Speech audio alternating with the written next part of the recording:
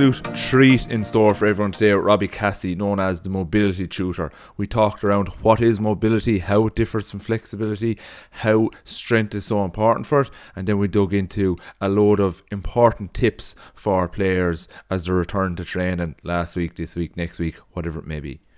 Yeah, no, some of the tips that Robbie brought today were huge, but it was also fascinating to jump into maybe some other kind of areas that wouldn't be as commonly spoken about or thought about, like breathing techniques, what mobility is, the benefits of things like even yoga, of walking around barefoot, these kind of things. So there's a lot of information here for people today. We did happened to miss Shane today, so we didn't get to have Shane's great question round, but look, we'll still be able to enjoy the podcast. So I suppose without further ado, let's jump on in. Yeah, we jump straight into Robbie giving a brief background of himself, so hope everyone enjoys, and this is one we'll definitely follow up with a part 2 in a few months' time. Yeah, so initially when I went, obviously I've been involved in sport my entire life. Boxing and Gaelic football were my two main ones, and boxing kind of took over then when I was a teenager. So with that, it's all about movement. It's all about what you can do in your feet. I used to initially think that it was all about what you could do with your hands, but then the more I got into it, the higher level you got to, it was the best guys who were able to move better than the guys who weren't as good, obviously. So that was something that I grew up with. Obviously I was training a lot with that, and then you could look at different boxers that I used to follow, like Roy Jones, Lomachenko, a few guys like that, and it was based in movement. That's what they were doing all the time. So I started to train that a small bit more. Then I went into college and I did athletic rehabilitation therapy in Athlone, and through that then I kind of got into there was a bias towards injury prevention stuff. Injury rehab was excellent, but if you could prevent it, it was a better thing. And that's kind of what they were pushing, and even up there now they're still looking at that all the time. So I think that kind of really sparked my interest in it at the start, because I was obviously always into it. I was into the rehab side of things. I love sports and I loved working with people, and because of that then I think I went through the course, whatever, got my degree. As I came out of it then I started this, and really it was around about the time that this mobility and movement culture was starting to be built, and in a way you could look at it and say that it's probably Conor McGregor was a big influence there as well, in that he kind of brought it to the fore with Ido Portal. I don't know if you know Ido Portal, you probably would have heard of him, yeah, but he was kind of a movement coach, and he had all these different ideas. He had an interesting perspective on it, and it just gave me a different light on what you actually should be working on when it comes to sport, or when it comes to training your body, and when it comes to longevity, because the body is obviously made for movement. When you're getting older, it's one of the things that you lose. Obviously you can use your cognitive ability, but if you lose your movement, anyone that's not able to move obviously declines, or they deteriorate a lot faster. And so when I was looking at that, I was took a year out of college, and I was kind of building this for myself, and I was kind of deciding on what I wanted to do or where I wanted to go with it, and it just fell into place. It was kind of like a natural progression of the injury prevention stuff led to the movement stuff, which led to the mobility stuff. And then it kind of all tied together as well. And obviously strength and conditioning was a big part of what I was doing as well. Very interested in that.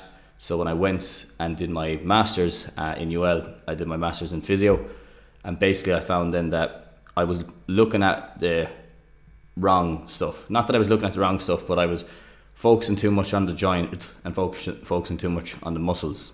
And I was kind of starting to think then, if that's the way it is, I probably should look take a kind of a broader look at it and more holistic approach to it. And it was that physio degree that really opened my eyes to the neurological side of things, and how it's actually your nervous system that's controlling everything. It's not just the muscles, it's not just the joints that you should be looking at, and you have to look at the neurological system and what's involved with that. And that's really what sparked my interest. So for the last couple of years I've been just gone down a rabbit hole in looking at the CNS, looking at the brain and how they work together and how that affects movement overall. And then obviously when you're looking at the brain, it just takes everything into account. So you obviously have to look at your balance as well. You have to look at someone's sharpness or cognitive ability, their visual system. So really it tied everything in together. And for me, I had a better view of it overall. And then when I went back, because I was obviously training mobility, I was doing that with people all the time, it kind of informed my practice a small bit more, that maybe let's look back a small bit. We're looking at movement, but I want to actually look at what's controlling that movement, what's driving it.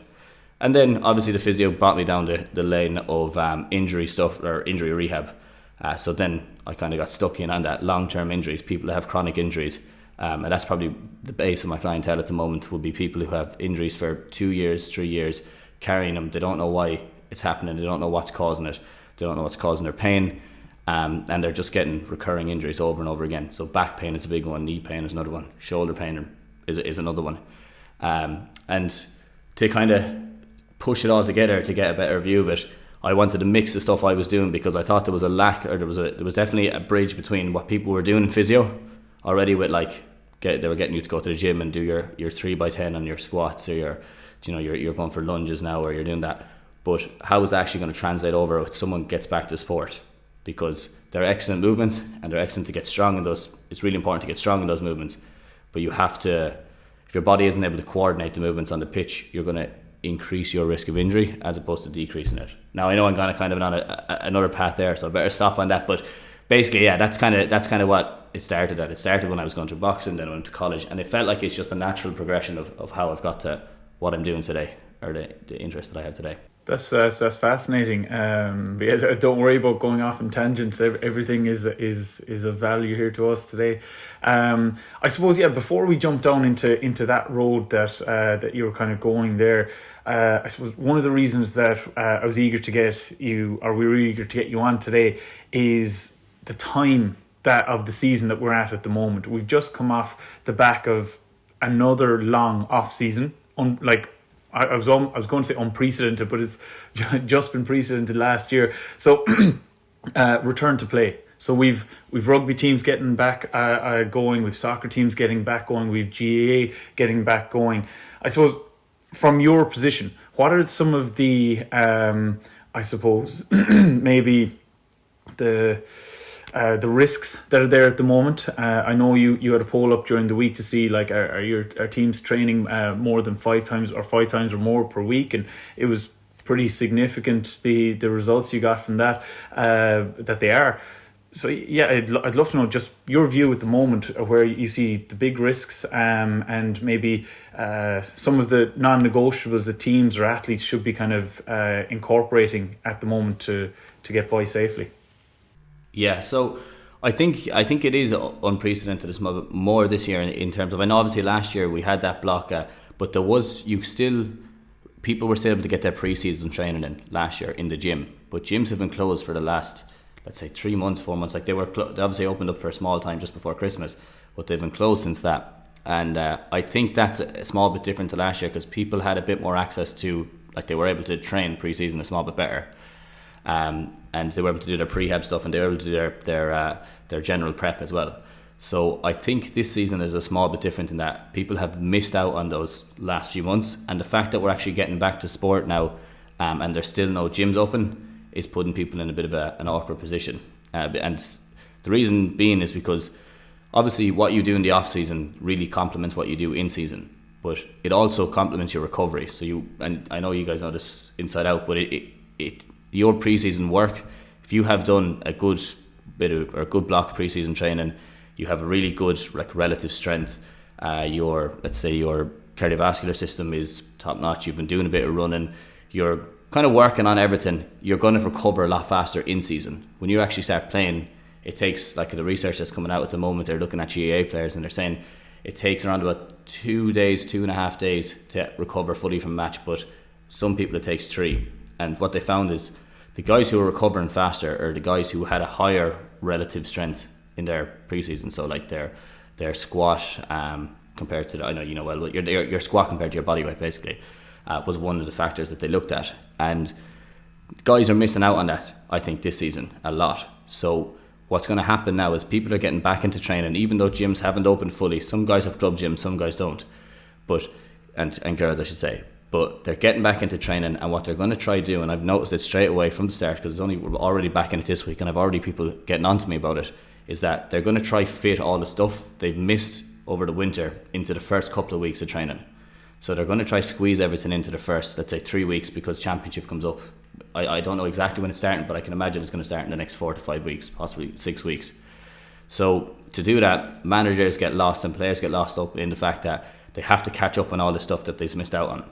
So they end up training 6-7 days a week, and like a lot of guys, some guys are training Monday twice, Tuesday, Wednesday, Thursday, Friday twice as well, Saturday, and then they're going for something on a Sunday, like they're going around for a kick around, or they might be meeting their friends and they might go for a small run, but they're not programming recovery at all. And when you're looking at that from like an injury perspective, and you're looking at the load that they have over the weeks, if you continue, you'll get away with doing that for 3 weeks. You'll get away with doing that for 2 to 3 weeks, and obviously your age depends on it. But once that like load really builds up, the levels of fatigue really build up, your nervous system is absolutely jacked, then you'll start seeing small injuries creeping in, like at the start. So you might get like some guys will like sprain an ankle. If you're lucky, you get away with like something small like that. You might just have a grade 1 tear in the hamstring, grade 2 tear. But after 3 weeks, then when actually, like, you think the intensity picks up because places are on the line then, so people are actually starting to play a bit more. And when that intensity picks up, basically players are at huge risk of injury because of the fact that the intensity picks up, but they haven't recovered properly from the initial 3 weeks. So if you looking at the research, 75% of all ACL injuries happen in the last 15 minutes of a match. And it's completely based off, well, there's obviously a few other factors as well, and this is non-contact ACLs, I should say. Contact ones, when someone hits off you, that can happen at any time, but non-contact ones are going to happen in the last 15 minutes of a match, and trainings as well. And that's because it's fatigue has set in. So if you think of the amount of fatigue that sets in over the first 3 weeks of people getting back to training, and then you're actually putting guys in a championship game then maybe a week or two after that, you'll find that you're going to have a blast of injury straight away. And I know I've heard there's a few inter-county teams that have come back already, a few big ones that have already lost 3 players to ACL. One team has lost 3 players to ACL injuries. So I can imagine it's that they hadn't, their pre-season stuff was alright. I know a lot of inter-county teams, their pre-season stuff was through Zoom. Some of them didn't have access to the gym, some of them did obviously. But it's really that when you actually get into the season, you're not recovering properly, and then you put guys in a position that they have to fight for places, and then that increases the intensity again, and then from that you actually put them in a position that they're playing against other guys and you're playing in a championship game, and the championship is condensed, and that chaotic environment mixed with just massive fatigue across the board with everybody, is just an absolute boiling pot for injury. Like that's when you'll really see it come out, is in 3 weeks time, 4 weeks time, is when you're going to see guys just kicking up with small injuries, and then after a while those small injuries are going to become a lot more significant. So I think load is the biggest thing that people have to look at when you're returning to training right now. So you can't be burning the candle from both ends, is kind of what I would say. If you're burning the candle from both ends and that you're actually trying to continue to train but you're not recovering, and you're trying to still get that adaptation, it's just not going to work. It has to stop at some point. It has to break out at some point. So I think load is the biggest one at the start, and not taking care of your recovery. Yeah, you mentioned load there, and even to tie it back to what you said earlier about CNS, is it very much dependent on not just load, but actually being aware of how it's impacting the body and the overall load on the CNS, that, like, say you go back 3 nights a week and they're relatively high intensity, and someone says, I actually haven't been putting in the work over off season, I'll do another hard session myself outside of training. Is that what's really creeping up, particularly heavy on CNS fatigue? And then you come back to, you might do an extra session Monday evening, like, I'm a bit fresh, that Sunday off, and then you go into Tuesday already fatigued to try and do a high intensity session, which is pushing up increases of injury, but also you're not getting near the same benefits from the training as if you'd went in fresh. Yeah, I think that's it exactly. I think it's that guys are actually trying to squeeze in that extra session, maybe when they should be trying to plan a recovery day instead, and they're trying to catch up to lads who may have put in a couple of weeks before them. So, like, that's it exactly. It is that CNS that's fatigued. And the other thing is that it's very hard to train the speed of a game outside of a training pitch. Like, doing sprints and all that is excellent, but the speed of a game, the consistency of the amount of runs you're doing, the amount of high speed running is the biggest determinant of fatigue in GAA. So like a guy can run 12 kilometers and he's going to recover in 2 days, but if a guy has run 2,000 meters or 1,000 meters high speed running over, I think it's over, they counted as over 20 meters a second, that could be 17 kilometers an hour, I think, is high speed running. Is that what they're counting? Yeah. So that takes 3 days to recover from. If you're putting up serious numbers in that, then you're going to be really recovering, or you're really going to be caught. And think about it in a manager situation where the lads aren't up to the level of fitness that you want them to be. So you run them on a Monday, and then you might run them on a Wednesday again hard. So they haven't actually recovered from the Monday fully, and then they're still running hard on the Wednesday, and then they're training on the Friday. So that's compounding the amount of fatigue there. It's that the Monday, the Wednesday, and then you're training on a Friday, and then as you just said there's a lad trying to fit in a leg session then on a Saturday, or he's trying to fit in another session on a Sunday. And as I said, you'll get away with that. You're going to get away with it for a while, but it does creep in over time. It does have effect on people. Yeah, look, I was trying to say to the lads, the off season was there to put in the work to earn the right to train hard when we get back to the field. And you don't try and earn that right when we're back on the field with an extra session. It's actually just going to take away from all those when you do get back. Yeah, that's it exactly. And what I always say to guys that I'm working with, and it doesn't matter what level they're at, is that like your nervous system works off. It's very, very, very simple if you think of it this way. It works off a dial, basically, is what I say. So it's like you have your sympathetic system, your sympathetic tone, which is your fight or flight. Then you have your parasympathetic tone, which is your rest and digest. And let's say if most people are probably running in society, most people are probably running on a 6. If 10 is fight or flight, if 0 is rest and digest, most people are running just above average, maybe a small bit more stress than they're supposed to be. And if you're running on that, your body is always prioritizing mobilization. It's always prioritizing trying to get out of a situation, and it's not prioritizing recovery as much, okay? Because it's like if you're in the wild and you see a lion, grand, you'll get away, and then everything will shut off and you can relax down again. But if it's these consistent stressors of like you're late for training, you're fighting for a position, then you have to get up and you have to go to work in the morning, you're stressed out, you might have to pick people up, your schedule is really tight, you're trying to fit in gym sessions, you're always on that, let's say 6, 7 on the dial. You might not ever get to a 10, but you might be always on that 6 or 7. And if you're there all the time, that's going to have a huge effect on your sleep, which is going to affect your recovery. It's going to have an effect on your choices, even like your food choices, I can imagine as well, would be really would be affected from that. And just general stress is going to keep that ticking up. Now, what I always say to guys is that if there's any way during the week you can just try turn that dial down 2 notches so it's under a 5, then the body starts prioritizing that recovery a small bit more. And it starts prioritizing that CNS recovery, but muscle recovery, everything across the board. These chronic injuries, chronic illnesses, a lot of the time come from the reason, like they say, stress causes it. It's just because you're always ticked up into that. That dial is turned up too high all the time.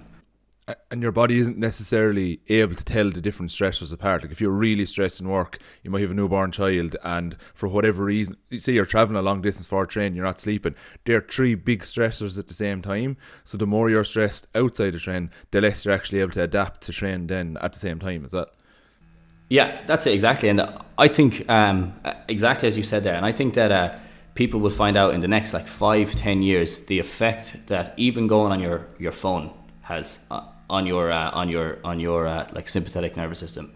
Because the only way you're going to stay it's going to grab your attention, you're going to stay alert, or you're going to stay like focused on, let's say, Instagram or TikTok, is if you're in a high alert state. And if you're in a high alert state, you're in fight or flight state.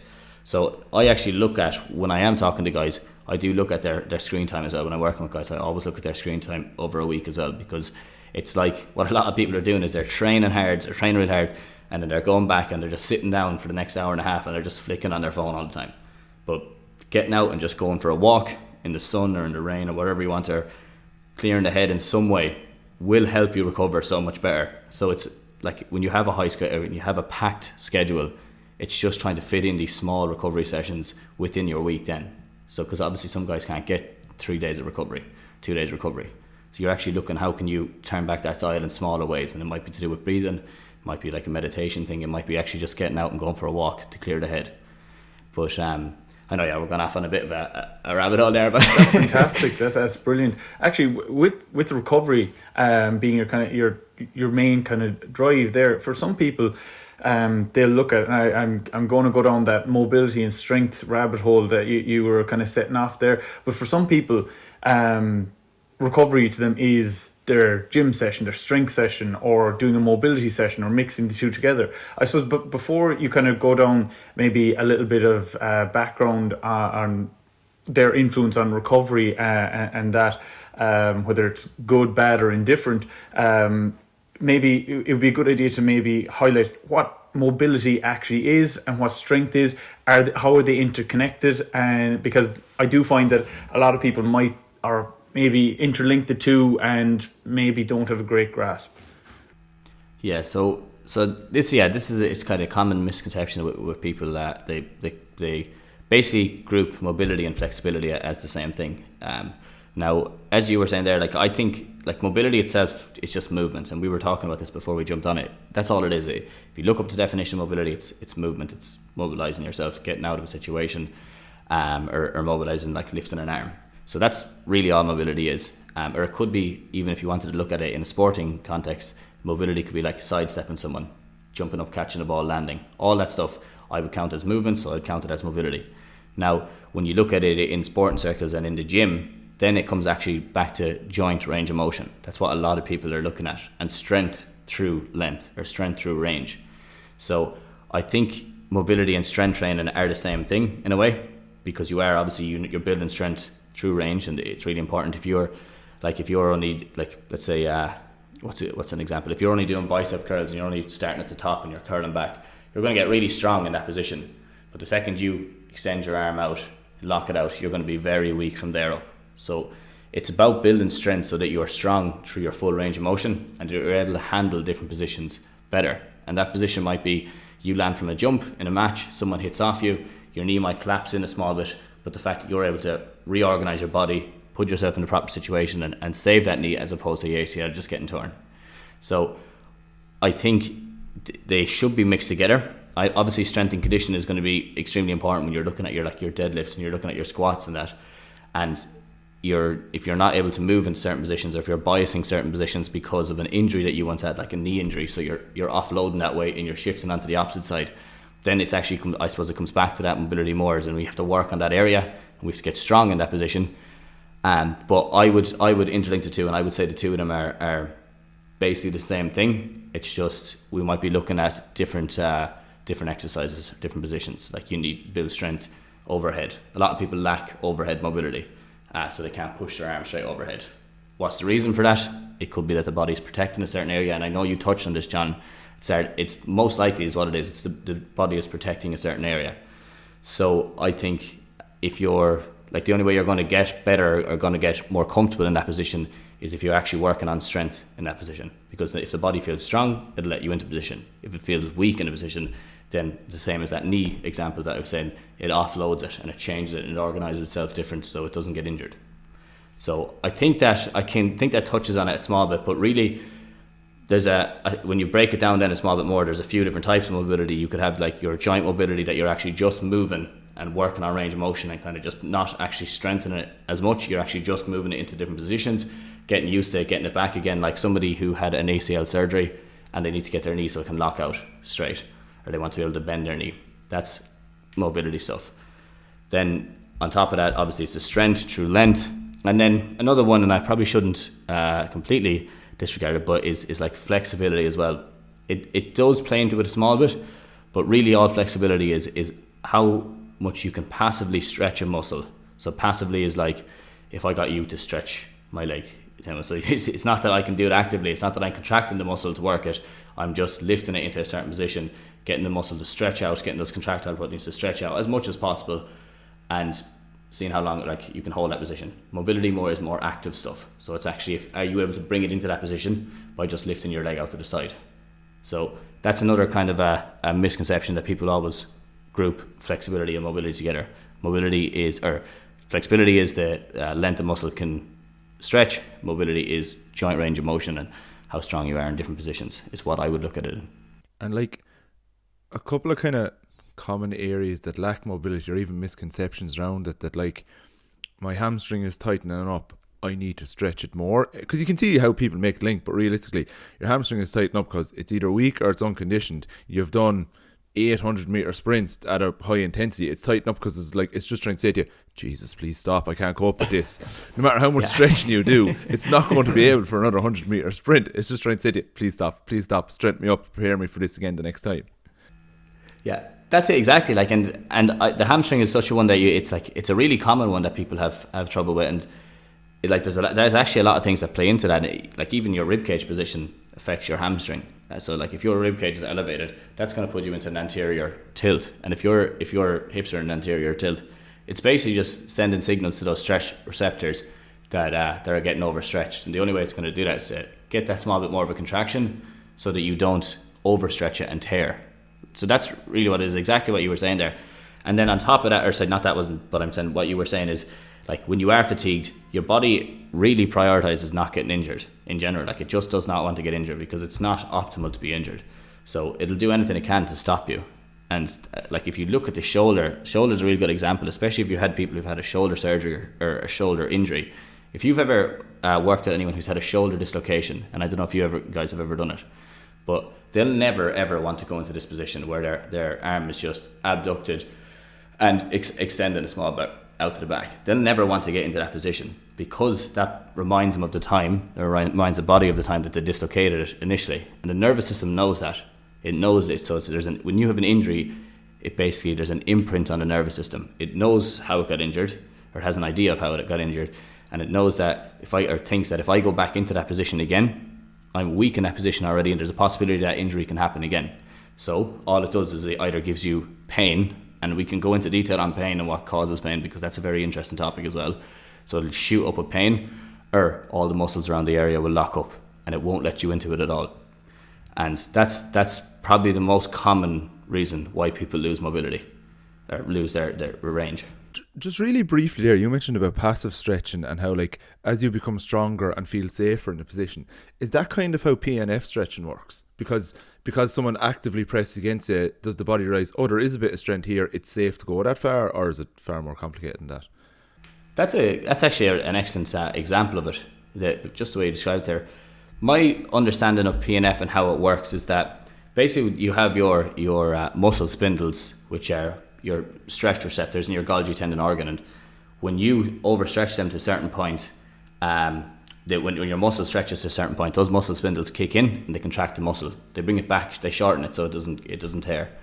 And PNF, in that way, what we were always taught is that it overrides the muscle spindles because they shut off for a second. You bring them to a certain point, they shut off for a second, then because you push against it, so there's obviously a bit of a contraction. Then when you let go again and you actually try to stretch it that small bit further, it's like they're nearly shut off, or you're overriding that system just for a very short time.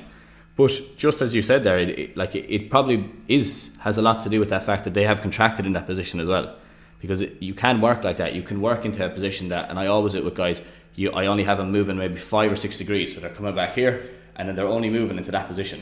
I don't have them coming all the way up and down. I'm just getting them used to actually working the muscle in that position. A lot of the time the muscle actually just cramp up then as well, because it's not used to being in that position. The nervous system doesn't know how to coordinate that position properly because it hasn't done it in so long. So it just spasms and it starts twitching so fast. Is the cramp sometimes related to the muscle spindle? I wonder. I think there's more of a neurological basis to a cramp. I think it's more of a co-contraction issue, coordination issue. But I can imagine that the muscle spindles do play into it. That when it gets overstretched, that it will contract again hard. But I think it's based on a neurological thing, that there's actually, like when you look at a physiological level. Now, I only know this because it was a guy who was explaining it to me recently. Basically, it's just that oh Jesus, I'm gonna make a whore of this now. I can't think of the exact name, but basically, it's just getting too many signals at the same time, and it's not getting the right signal. So it's the channels are open. Basically, I think is it the calcium channels? You'll know better than me now, but they stay open, and it's basically just loading it with too many signals, basically, or too much of a stimulus, and then it's contracting hard as well. But I always think that anything that happens in the body, like any type of a contraction, it's driven by a neurological, there's a neurological driver to that. So I think you have to look at the nervous system, and is it comfortable in a position? If it's not comfortable in a position, it'll cramp up. Then obviously you have hydration, dehydration and all that as well. It all plays into it. There are other things as well, but I think if it's not comfortable, it does it. It locks up a small bit more. That's fantastic. And then I suppose, leading from that into your first point on recovery, how do, I suppose, mobility sessions or strength sessions, how do you kind of like to see athletes go down that route when they're trying to incorporate these during, say, a recovery session, or during a day where they might consider it a recovery day, but they're still trying to get something in. Is there any kind of guidelines that you have, like where you're like, these are my go-tos, or how do you see those two, I suppose, big areas leading into recovery? So when we are like talking about recovery, bringing it back to that dial and trying to turn that dial down all the time is kind of it's the really way I look at recovery. And when you're looking at mobility and how that actually works into it and how you can turn the dial down with mobility, like I would be looking at doing more range of motion based mobility as opposed to loaded mobility or resisted mobility when I'm planning a recovery session. And a few different reasons. Like you can look at the circulation side of things. You're obviously looking to circulate blood around the area, which is going to promote healing. You're obviously looking to circulate the synovial fluid within the joint itself to also promote healing and to help lubricate the joints. And by doing that, by bringing your body through these certain ranges, bringing them into or just getting it moving nicely. You're never really in a really high alert state when you're doing a mobility session. You're more relaxed when you're doing just a general mobility session, let's say. So the fact that you're more relaxed itself is going to turn that dial down. It's going to just turn it down a couple of ticks. And the fact that you're moving through positions that you haven't been before, that's going to just be sending signals to the body that it's actually okay to move into these positions and that you're going to get more comfortable in them. And then, like I touched on pain earlier on, and I touched on like what contributes, or I just touched on it very briefly, but basically pain is, you have pain channels, but we don't have pain receptors in our body. Pain is completely generated within your brain and your nervous system, and there's a lot of things that play into it. Your previous experiences, your levels of stress, your sleep, your hydration. Depending on how you're feeling, one day you might have a 2 out of 10 pain, but on another day, if you're highly stressed and you slept poorly, that back pain that was a 2 out of 10 easily shoots up to like a 7 out of 10, and then you're crippled, you can't move, and people don't know why. And doing these general mobility sessions gives your body, it helps your body scan itself, basically, to see where the real issue is. Because you'll see people who come off the pitch and they'll have a backache, and that backache might be there, and the next training session might come around and they'll say, geez, I can't train today because my back is killing me. But if you can use these movement and mobility sessions to actually help your body relax down by bringing it into certain positions, contracting those muscles, letting them relax down again, moving on to the next thing, you might move down the chain, you might move down to the knee or ankle, come back to your back again, get it moving over and back. And then the more you do that, the more comfortable you get moving. And then the more comfortable you are, that pain's just going to turn down a small bit. So it doesn't become a 7 out of 10, it doesn't become a 6 out of 10. It actually stays down there around about a 2 out of 10. And once you get back training again, and once you get back moving again, it might go away completely. But if you just leave it that you do nothing for 2 days, no movement at all, it's the same as if you get DOMS. Do you know, if you've DOMS from a hard session, like the worst part of DOMS is standing up. Like if you're sitting here and you have to get off the chair, like that's the hardest part. Like you're actually grand once you start moving, it goes away really quickly. And the pain system works the same. Is the worst. Oh Jesus! I think RDL, or after doing RDLs, the hamstring DOMs that you get off something like that, Jesus, you'll never ever want to do them again. But basically, when you get moving, they go away. It's very simple. Like the easiest way to get rid of DOMs is just to get somebody moving, but no one wants to move.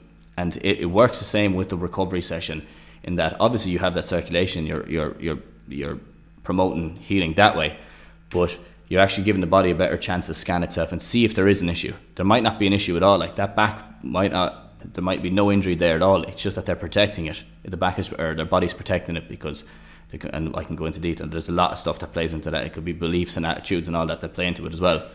But by doing these 10-minute sessions, 15-minute sessions, you can really work on getting a lot more movement there and helping the muscles relax down and having a better idea if you do have an injury, and having better body awareness then because of that. That's fascinating. There's some brilliant advice in there for any athletes or coaches listening to kind of, I suppose, just think about what kind of stimulus what load they're putting on athletes at the moment. But I suppose one of the questions that I have is, because of, like you touched on, some places have had gyms open, some haven't, and some people are going to be getting back into their club gyms in the next few weeks. More have been there, whatever. But say for those who haven't had access, or maybe they've just been given access this week, there is that risk at the moment, because I see it coming in myself. Like here, I'm trying to build my strength up. What can I do? What do I? What kind of program can I go at here? And they're looking for 3-day like strength programs to work around their 3-day field programs. And I'm like, whoa, like there's only so much time in the week here. We need to take a look at it, but that's people that I'm dealing with. So I know this is happening. You're definitely seeing it as well, Murph and Robbie. You're definitely seeing these questions coming to you. But how, I suppose, from that perspective, so you're trying to build a bit of strength. You're trying to, develop that part of your I suppose, athletic ability. But is it strength you should be looking at more so? Even on a small bit, or should you be kind of thinking more prehab, just trying to kind of maintain where you are, because we're seeing teams go into that heavy field load at the moment? Yeah, so I think strength is going to be, if you're looking at performance, you have to be strong. It's going to be extremely important now. But then the other side of it, as you touched on it, is if you're not playing because you're injured, it doesn't matter how strong you are. So there is a balance there, and it really does depend on your history. Like, prehab stuff is going to be, if you have a history of injury, prehab is going to be a primary concern if you want to play that season. If you're going to be getting, it's great, like you can be as strong as you want, but if you're going to tear a hamstring anytime you sprint, you're going to be sitting on the sideline for the whole season. You might get 3 weeks of the season that you actually get to play. So I think it really does depend on the person and what your previous history is like. If you have a lot of injuries, it could be important to obviously build strength and work on your mobility stuff, but it might be a bit more important to focus in on your prehab stuff at the start, and then start to include more sessions. Thing is with prehab is you can do prehab at the end of a field session. You don't have to have a separate day for doing prehab. So like, that's what I always say to guys, especially with like hamstring injuries. There's a lot of research showing that doing Nordics at the end of a session, the end of a pitch session, can actually reduce injury risk. I can see John's delighted with them, but it does. The confirmation bias here is unreal. every Tuesday night. But it is. There's a lot of research backing that, and what I look at as well, and I have a couple of programs coming out focused around this stuff. But I would always look to have a couple of exercises like Nordics, like Copenhagen's that you're going to be doing at the end of a session.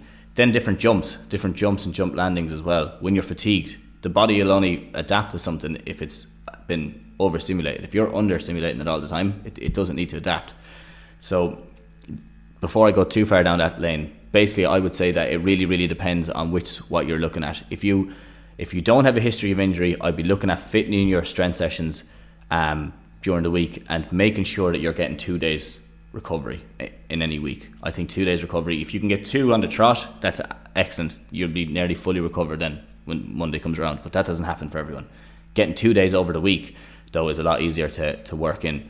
So it might be better to even plan your upper sessions, like if you're training on the pitch and you have your prehabs done after, and you've maybe a 40-minute upper session that you're going to do, maybe a pull session or something like that. It might be best to even squeeze that in after a training session, as opposed to having to do it on another day of the week where you could be easily prioritising recovery on that day. So it does depend. I know with guys that I'm working with now who would be, if they're playing at like a high level, if they're playing at like a professional level in England, what they're doing, playing soccer, they basically do training, or they'll either take, if they have a game of the weekend, they'll take Monday off, and they'll train Tuesday, but otherwise they'll have, or that's if they play Sunday, but if they play Saturday, they'll train Monday, Tuesday, and they'll take Wednesday off, they'll train Thursday and Friday, and obviously sessions are getting lighter, and they'll only do 2 sessions during the week then. So they'll do a robustness session, gym session on a Tuesday, and they'll do a performance gym session on a Thursday. And the robustness is like, a lot of it is prehab stuff. The performance stuff is just nice power, easy stuff that's not going to absolutely kill you. You're not going to be recovering for 3 or 4 days after it. And that's how they maintain, because they've their pre-season stuff done. So all they're trying to do is, it's like a maintenance training. They're kind of following a high-low model as well, isn't it? Like they've their high day, their low day, high day, low day. So it's like the sympathetic, the nervous system is up, down, up, down, up, down. So it gives you that chance to actually rest and digest for a full day. So it's easier so when you go up, you can go all the way up and then you come right back down again. And even a lot of them, like, who follow the tactical periodization model, they'd incorporate their skill or tactical specific stuff to be high intensity, high CNS load, the same with their gym session afterwards, and then the next day is pretty much completely off. Yeah, exactly. I think that's you hit the nail on the head there. That's exactly what they're doing. Is they're doing that high load, like, and they're doing that midweek break as well. That Wednesday break is huge when you're training that much, because it's like, you have a game at the weekend. Friday is just a kick around. It's very low, very, very low intensity. Thursday as well is it wouldn't say it's a kick around now. It's probably a few more drills involved in it. But that Monday, Tuesday is kind of when they fit into work that's going to improve their performance, let's say. Other than that, they're actually really prioritising recovery and a recovery session. I find when if you train or have a match Sunday, or if even ideally Saturday, you take Sunday and Monday off. Tuesday is just, because you're probably as fresh as you're going to be that week, it's the ideal time to do your proper intense speed work, because it's probably the most CNS intensive thing you can do, and that's when you're freshest to get the benefits from it. And obviously one of the best things for strength and condition, hamstrings then as well. Yeah, exactly. And coming into that, like taking 2 days off, being fresh, like working the body hard on a Tuesday, and making sure that, like, obviously making sure that you're working the guys hard, but then knowing that on that Tuesday I'm working them hard, so come Thursday, Friday, I'm not going to dog them. We're actually going to prioritise maybe skill development or working on tactics a small bit more. And having that overview, because a lot of the time, and like when you come, that's great, it's easy to talk about the high level stuff where the lads are professional, they have all the best lads in the world looking at them. But when you're talking about a local GA club, a local intermediate club, or a junior club, or senior club, or whatever, and they're training, their managers is saying, right lads, you weren't fit at the game at the weekend, so then he runs them 3 times the next week, two or three times next week, to try to get them fit for the game that's the week after that. And then he might even run them the same week, like the next week, as in the same week of a game, he might actually have them doing a lot of sprints. That's when you see a lot of injuries come in, is when that just, they don't take that overview and that prioritising what they have to prioritise. That's when you really see the injuries creep in, from my perspective anyway. Actually, that leads us nicely into, I suppose, the next thing I was hoping to pick your brain about. What are the common mistakes, or as I was saying earlier, the pure nonsense that you tend to see coming into into teams and into what athletes are doing, or is there anything that tends to just be hanging around for quite a while that we just can't seem to get rid of, or is there any new things that are popping up that you're like, my God, where is this coming from? Yeah. Yeah, there is, and the GAA as well, they love that. They love something novel, something new and novel, so it's always a funny place to kind of look at. But I think something that's probably sticking around a small bit longer than it should is static stretching. I think a lot of guys know that it's not a warm-up. Like, to use it in your warm-up, it's not effective, and in ways it actually could increase risk of injury. Static stretching is obviously when you're going down, you're holding a stretch, and you're holding it for 30 seconds, or you're holding it for a long time. I think doing that before getting into a game it doesn't look anything like the game. You're standing in one spot and you're holding a stretch, so it doesn't look like anything like what you're going to be doing on the field. So you're working from a nice relaxed environment when you're doing all these static stretches. When you get on the pitch, it's chaotic, a lot of things to avoid. So I think static stretching is probably staying around a small bit too long as a warm-up, and it definitely shouldn't be there anymore. Now whatever merit it has for using it in a recovery session, or if you're using it after where it's not as big of a risk, I think using it before, you're not increasing the heart rate. It doesn't simulate the type of stuff you're doing in the game, which is another big one which I'll touch on after this, but it doesn't simulate what you're going to be doing in the game. So are you increasing your risk of injury, or what's the reason you're going to do it? Obviously it feels good. It feels great when you're doing it. And then on top of that one, foam rolling is another one that I have a bit of an issue with as well. I think lads are foam rolling too much, because I think they're using it as a recovery tool as opposed to using actual movement as a recovery. So first, before I jump on from the static stretching, I would say do dynamic stretching where you're doing movements that simulate the game. And then foam rolling, I would say, like, looking at what the research is putting out at the moment, it doesn't look like it's having any effect on, first, it's not affecting the muscle and it's not breaking up adhesions.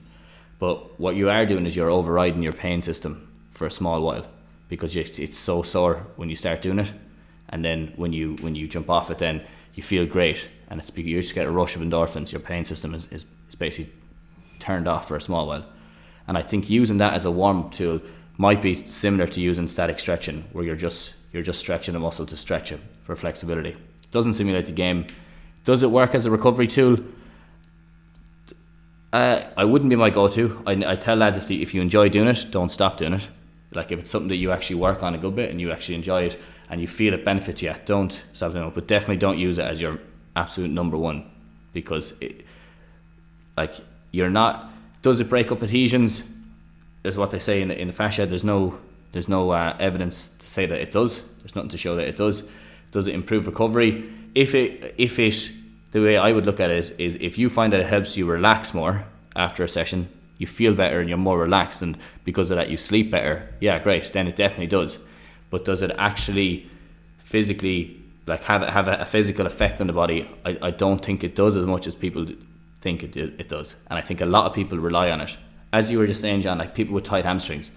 How many guys do you know who have tight hamstrings and their primary go-to is foam rolling? Like that's all they'll go to. They won't do anything else. They won't even work on strengthening stuff as much. And I know this, like working in the GA in Clare is a very underfunded GA, whatever it's like in Kerry. In Clare, it's not anything too. I don't know what it's like in Carlow either, but a lot of guys just say, yeah, I know exactly.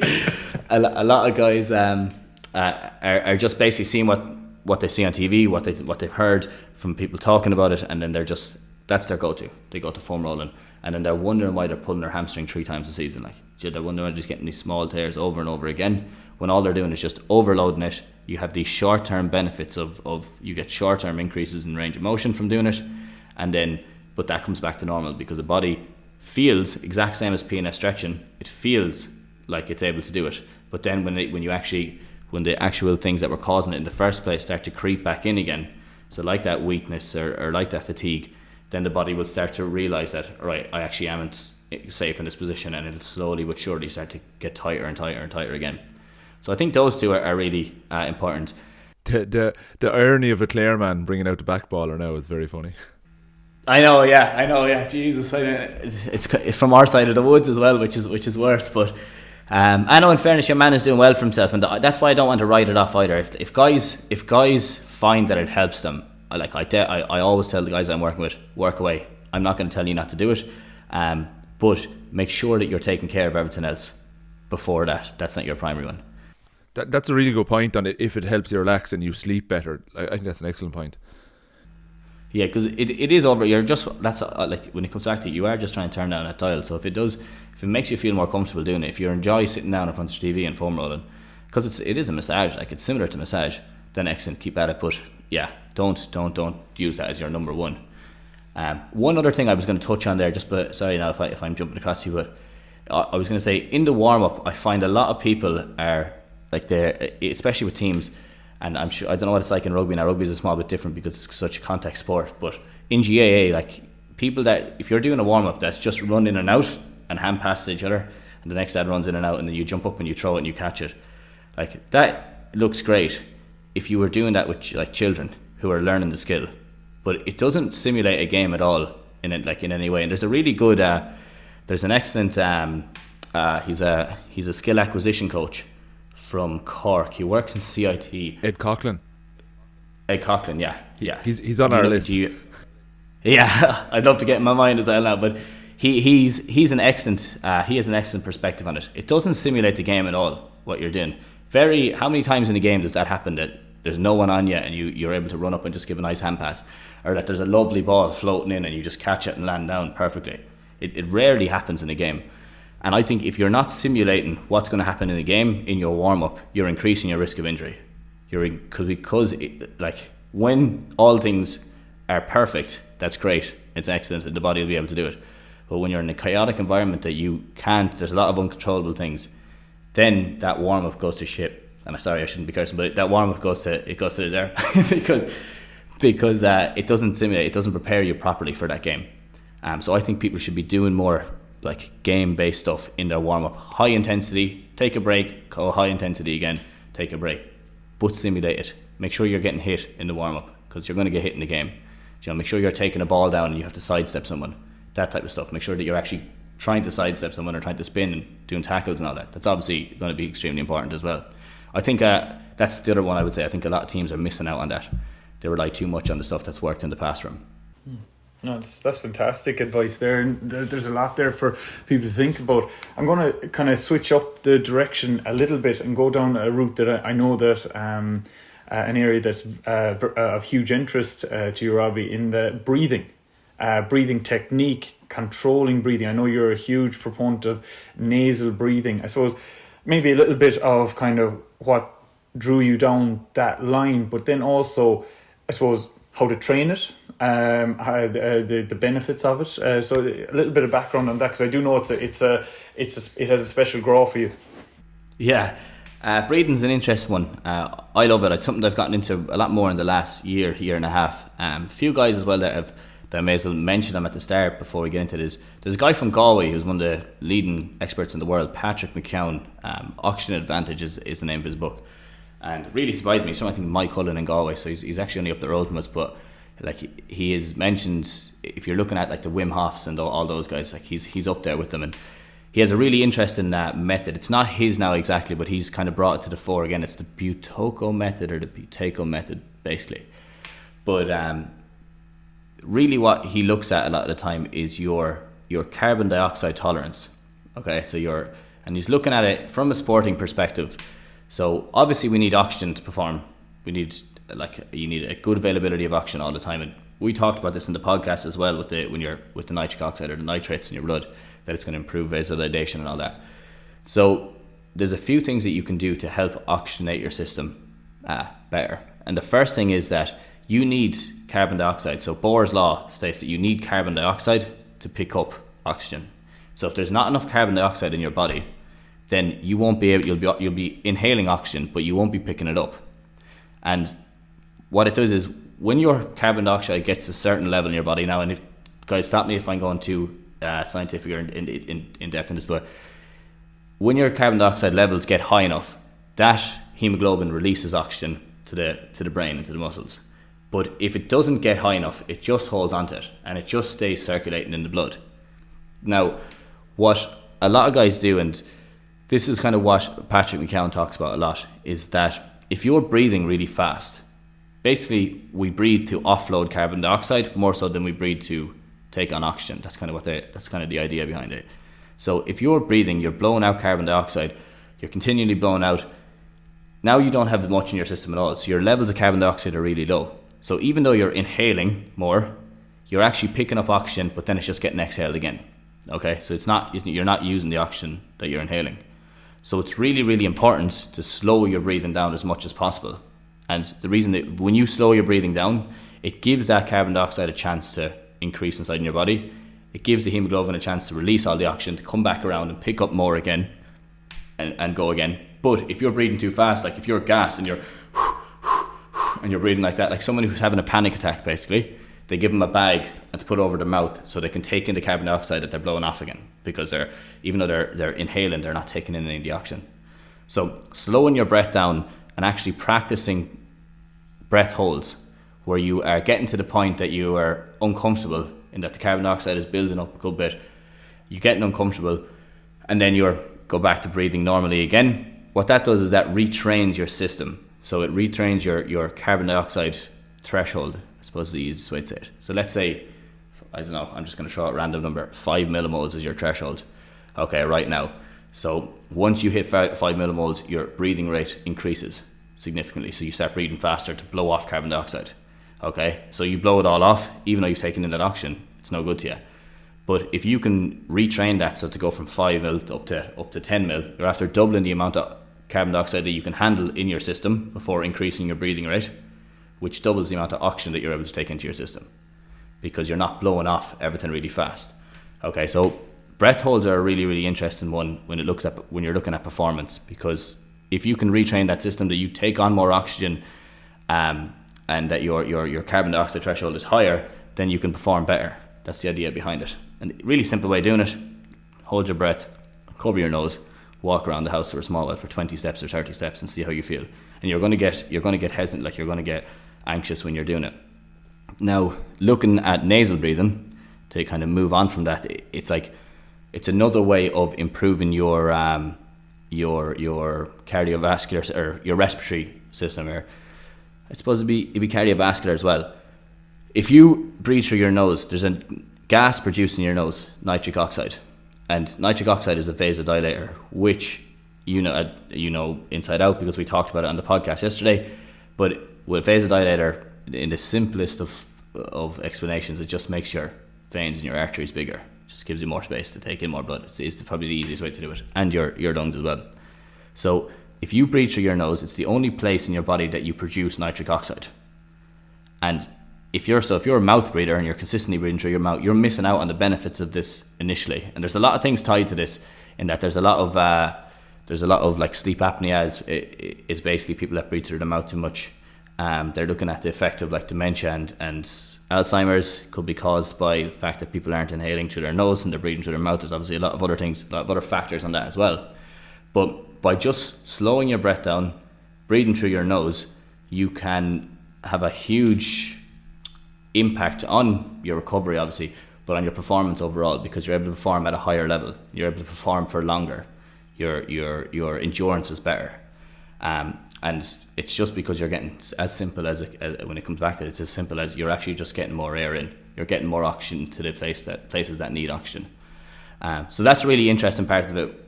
One side of it, like when it comes to performance, I think people first, they don't understand that if you're breathing really fast all the time, if your respiratory rate is increased, I'll go down another hole here now in a second, but if your respiratory rate is increased, it's going to cause you to blow off all your carbon dioxide, so you can't recover faster. So even though you're gassed after a sprint, it's taking you longer to get ready again, to go again. So actually slowing your breath down in between sprints and having a higher tolerance for CO2 means you can recover faster, you can go again.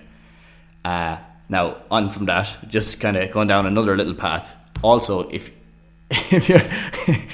you're breathing over 8 breaths per minute, there's a misconception, and we learned it as well. It's that they say that average breath is 12 to 22 breaths per minute.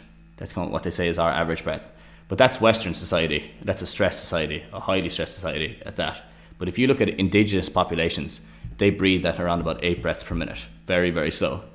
There's a lot of things that go into that, in that it's like if you're eating acidic foods, it increases your respiratory rate because you have to blow off your carbon dioxide. But you'll know a lot more than that than me.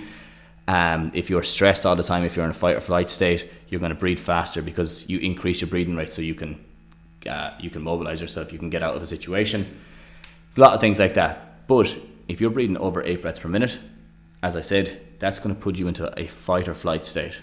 It's going to be, because your breathing rate is directly connected to your nervous system. It's one of the only ways you can control your nervous system, or voluntarily control your nervous system. So if it's above 8 breaths per minute, you're in a fight or flight state, which, as we know, as we have talked about earlier on, is not a recovery state at all. And if you're always in that state, when are you getting the chance to recover? So slowing your breath down, that's why meditation is such an effective method of stress management, is because it slows your breath down. You become more aware of how you're breathing. You become more aware of how you're breathing in certain situations. And through that, you're turning that dial back. So you're turning the dial from a 6 or 7 back to a 3 or a 4. So it's a vicious cycle in that you get into a stress state, you breathe faster, you blow off all your carbon dioxide. That drops your threshold for carbon dioxide so that you can't handle as much of it, and which causes you to breathe faster again, which puts you into a stress state. And as you can see, it just keeps going and going and going. But there are 2 reasons that I'm very interested in breathing, and that how the effect that it has on your nervous system specifically, and your actual thought patterns as well, is one, and the effect it has on your performance is another huge one. That's really interesting. Have you a couple of resources, Pete, that you'd recommend, like, or maybe where you got a few bits around that if anyone is more interested in this, where they could possibly look it up around breathing? Yeah, so there's that book that I mentioned, that Oxygen Advantage, is a go-to, I would say, for anyone who's interested in it, wants to get into it. That's a really, really important one. And then another excellent one that I would say is Why Zebras Don't Get Ulcers. No, I was actually going to say, if anyone wants to learn more about the nervous system and how that goes up and down, I would recommend Why Zebras Don't Get Ulcers. Yeah. Oh, it's so good, so good. It's excellent, and he explains it in such simple terms. I think he's Robert Spolsky. Absolutely, yeah, he's a bit of a gas man, a massive beard. I'm obviously a bit of beard envy looking at me here now. Yeah, a good few of his lectures are actually up online. You can find them, like, giving kind of a series of 3 or 4 that break it down. But he also has kind of like hour and a half long talks, or he kind of takes the best bits from the book and explains about, like, keynote presentations and stuff like that.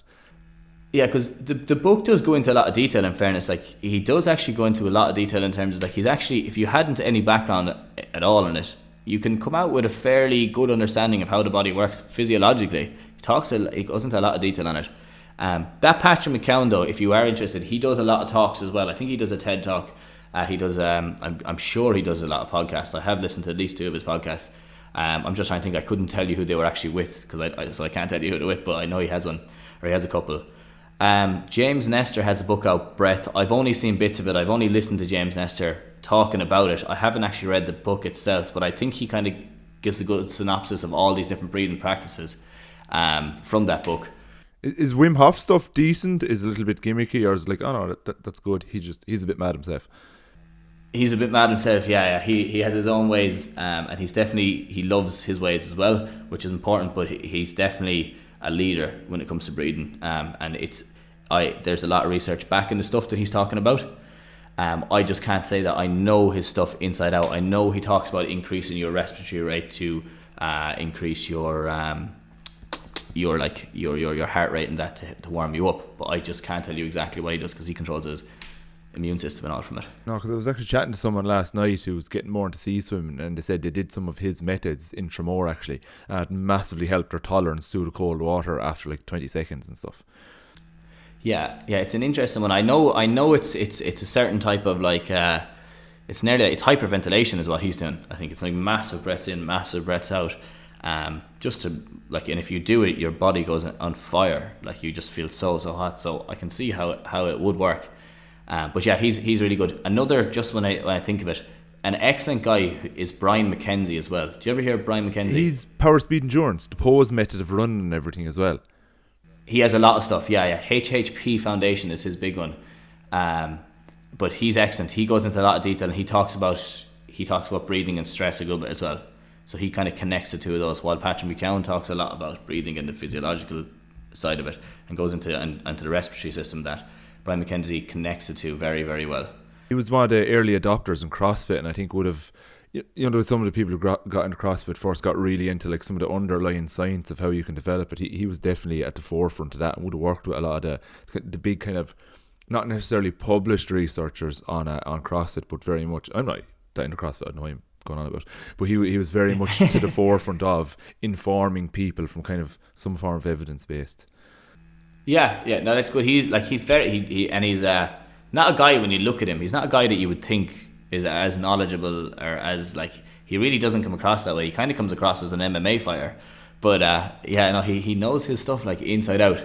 Another guy, Andre Olsen, is good. Conscious breathing. He's interesting. He talks a lot about sleep tape and wearing sleep tape at night to improve your sleep. And it's basically the idea behind it is that people sleep through their mouth at night and they're not recovering properly. They're having poor sleep. So by putting tape over your mouth, and Patrick McCown talks about it as well, you force nasal breathing. And if there's anyone out there who wants to try it, it's the number one way of having the best night's sleep. The first night, you're going to have an awful night's sleep. Like it's going to be tough because you have something in your mouth and you don't know what's going on. But Jesus, over a long time, I swear by it, you will be so refreshed in the morning if you put sleep tape over your mouth. Obviously, get checked with your doctor and all that crack first. But no, it's a really interesting one. Really interesting. Tree, I just want you to briefly touch on these now because we're conscious of your time and we're all in a bit of a rush after this. But just things I think about a lot and I don't fully understand, and I want to know from someone who's more evidence-based in that end is, first of all, like, what are your thoughts on yoga? Because it's static stretching, but so many people see so many benefits. Is it because it's the meditation end helps them calm down, or what is actually going on? Yeah, so yoga is excellent in a way that it is static stretching, but it is loaded static stretching. So it actually is mobility training. So you're not just stretching your hamstring to stretch your hamstring. You're holding positions in a stretch position. So like you're holding positions at length, which you're building strength at length. So that's one huge thing with yoga, and it builds massive stability around the joints. It takes a lot of time to get used to it as well. So there's that buy-in. It's going to be huge as well. To be actually hold certain positions, you really have to be involved or really like engrossed in it for a year, 2 years, 3 years. So obviously that buy-in is going to be huge as well. And then the other thing is there's a massive emphasis on your breathing when you're in yoga, and focusing on your breathing and slowing your breathing down as much as possible, and actually like relaxing the body, really focusing on becoming aware first that how your breathing changes in certain positions. And if you can become aware of that, if you understand why your breathing changes in certain positions, you'll notice that in life as well. So you'll notice that if you're late for work and you're in the car and you're breathing faster and that, and then you're in a stress state and you don't know why for the rest of the day, then you're just stuck in that state of mind. But it is a lot of it is to do with that. You fall into that breathing pattern, and it's a vicious cycle. As I said, it just continues. Once you start breathing fast, you continue to breathe fast. So I think yoga is excellent in training people to become aware of their breathing and to actually control their breathing as well. So there's a lot of benefits to it. Strength wise as well, you do build strength through yoga. You definitely do. Yeah, it's something I wasn't a huge fan of, but recently I've started getting more into, and I'm like, I wonder what's actually behind all this. Something else I was wondering about then is, what's going on with plantar fasciitis? Like, why does that happen, and what do you do with it? Like, it's something I'm always so like, everything I seem to do makes it worse. Like, what's going on? So what you have it, is it? Not anymore. It went away, but I know a few people who are developing it. Right, so plantar fasciitis, patellar tendonitis, like any of those itis is inflammation. It's consistent inflammation. It's chronic inflammation over time. And with plantar fasciitis, there's a lot of things that contribute to it. Okay, so, and I'm working with guys that have really, really, really struggled with this as well, because it's an awkward one to get, and it's an awkward one to get rid of when you're in season. It's easy to get rid of when you're out of season, but when you're in season, it's a different. So with any of these inflammatory conditions, it's basically you've, after doing too much too fast before, and you've increased your load too much, and you're not actually having enough recovery time in between it, is probably the main reason that you're getting it. But there could be an underlying strength issue there as well, strength deficit. One huge thing with it is that, and like, shoes are an excellent invention. They're really good. Like, you can walk across anywhere. You can go anywhere now with a pair of shoes, and you'll feel great with it. But the only thing is, when you're in a pair of shoes, they say you get a pair of shoes that support your arch, but it'd be like giving someone a crutch because it helps them support their weight. But if you give someone a crutch, the part that was initially taken up, the hip and the knee, and that was initially taking the weight, will then start to deteriorate, because it doesn't need to. The body will prioritize putting energy somewhere else because you have a crutch, so there's no need to use it anymore. So shoes act in a similar way, in that if you have these shoes with an arch, or if you have shoes with a flat base on them as well, your feet basically never get the chance to work. The muscles of your feet never get the chance to work, and your feet, they pick up so much sensory information as well that's translated through your body, like uneven ground, obviously temperature.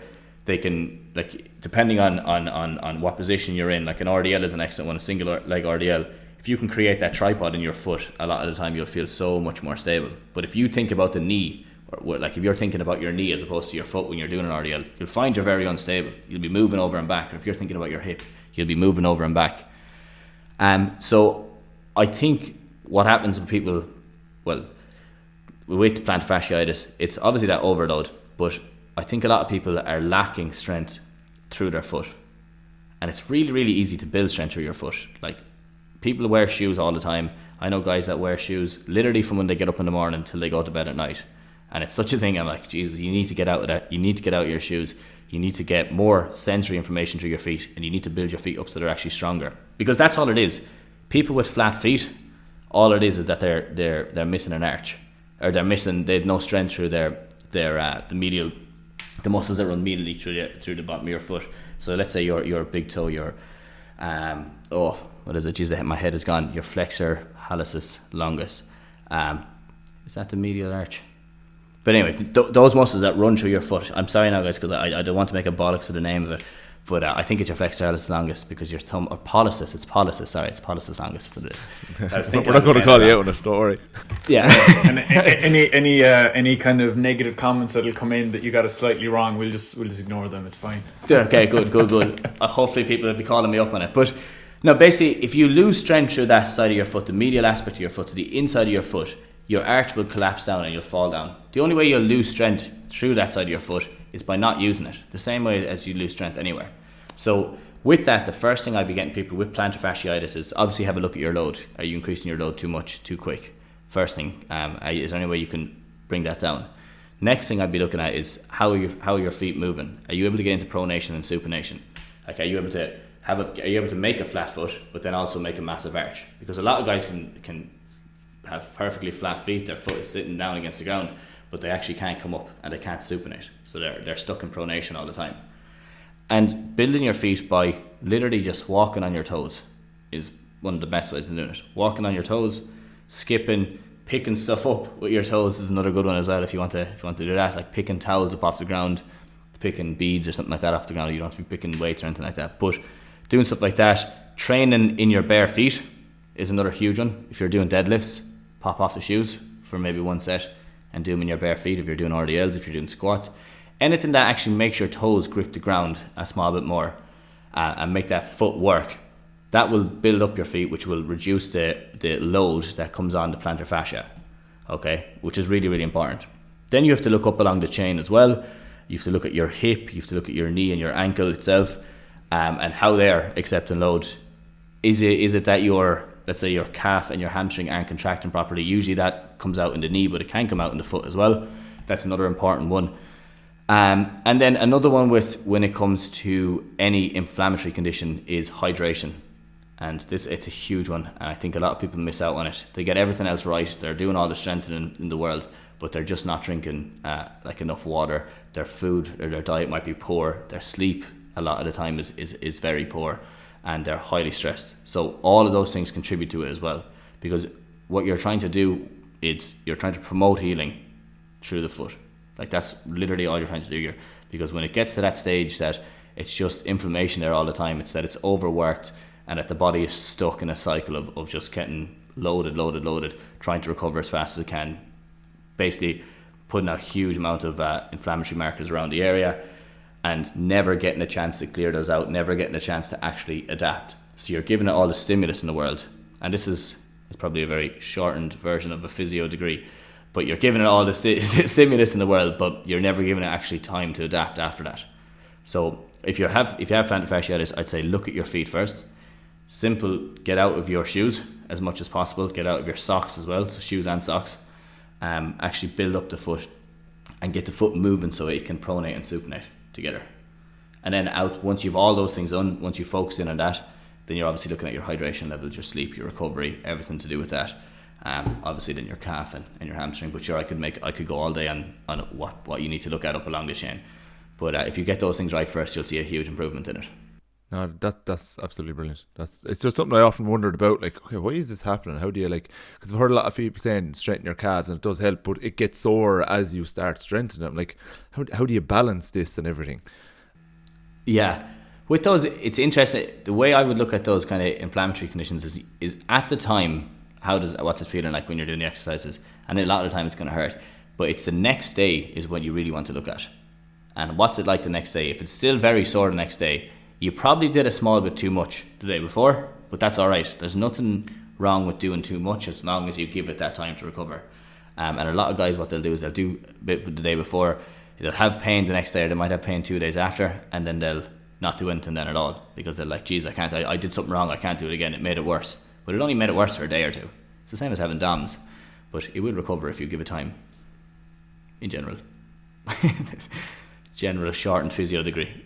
Some serious advice today, and I suppose that because I am conscious of all our time today, but I suppose one of the things I wanted to touch on, because we're very focused on athletes here and getting back onto the field, return to play and all that, but I just felt like it would be a good idea to maybe touch on the non-athletic environment as well. So gyms are going to start opening in next month, and a lot of people are going to be eager to get back in. They're going to be excited to get back in, but I suppose from maybe the bit of feedback or questions I've been getting over the past few weeks is that people are ready to go gung-ho, and I'd just like to know maybe if you've any kind of thoughts or tips that you think would be prudent to kind of get out there to people at the moment, looking at gyms opening up, non-athletic environments. What kind of guidance would you have?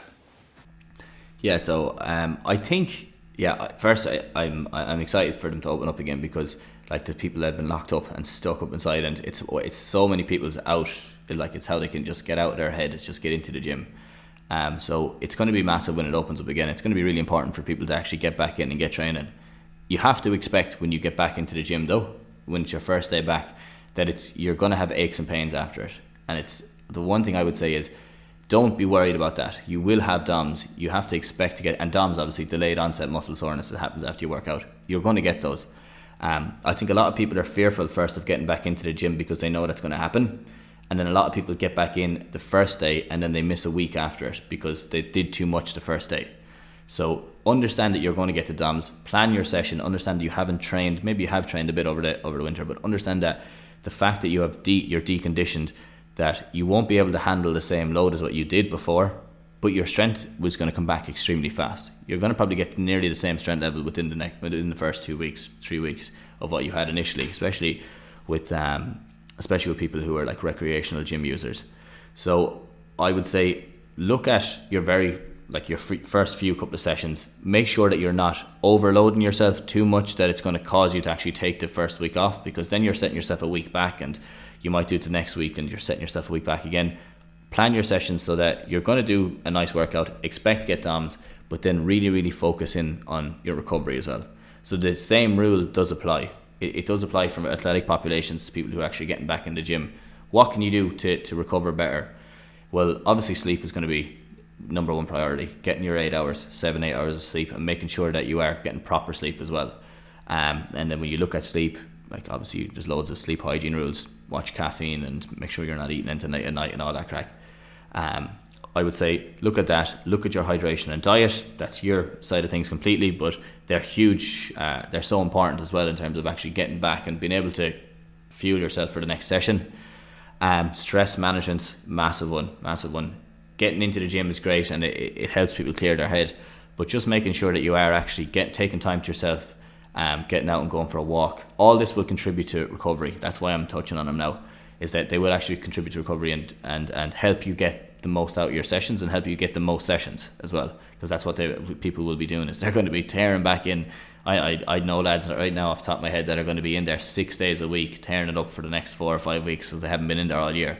So it's those guys that you're just saying, right guys, let's take a bit more of a look at what we're doing here. Make sure you're taking around about 2 recovery sessions a week, and then make sure that after maybe 6 to 8 weeks that you actually have a down week, because there's no point just going from now until the end of the year because you got because you feel that you've missed out on all the gains that you've had. So have a good overview of your load. Make sure that you're structuring your sessions right. Don't kill yourself the first week because you have long enough to train for. And then plan a recovery week every once in a while. And that's why it's good to work with professionals like yourselves and myself who actually plan that for you and have a better idea of what to do.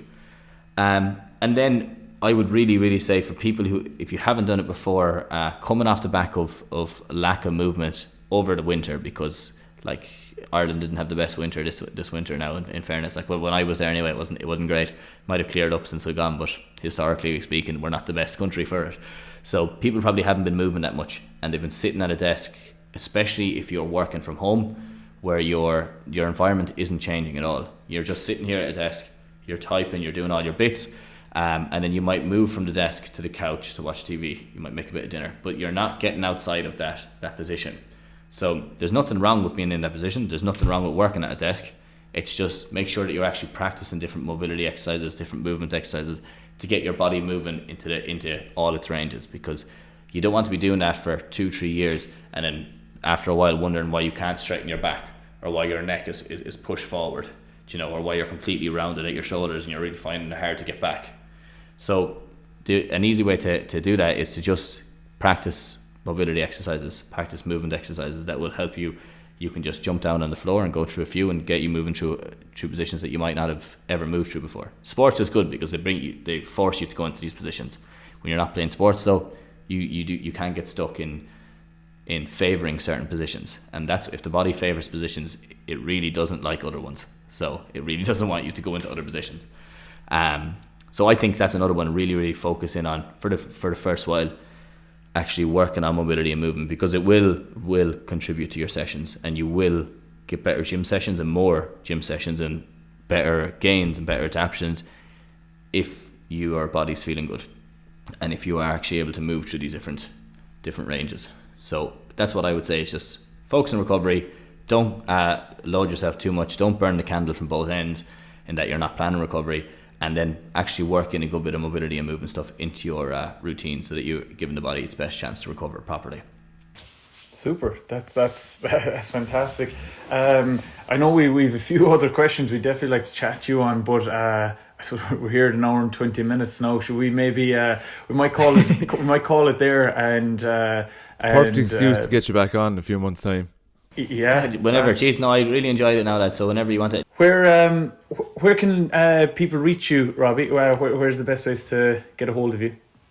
So Instagram is probably the best. I go by Mobility Tutor on Instagram. That's probably the best one. I have a website as well, mobilitytutor.com, and LinkedIn. If anyone's on LinkedIn, look me up for, it's Robbie Cassidy on LinkedIn. So I'm working a bit through LinkedIn now, a small bit more. I also have a podcast like this. Demo was on it yesterday, and where I jump into a bit more detail on all these topics. So I'll hopefully get you on soon enough, John, as well, to talk about a lot of things, because or we could even get the two of you on together. We could make a bit of a show of it. Switch the thing around, and I can fire questions at you for an hour and a half. But that's probably the easiest way to get brilliant. Me. Well, Robbie, thank you very much. Today has been an absolute wealth of information. Brilliant. Thanks a million for having me, lads. It was excellent. I really, really enjoyed it. So hopefully people took something from it.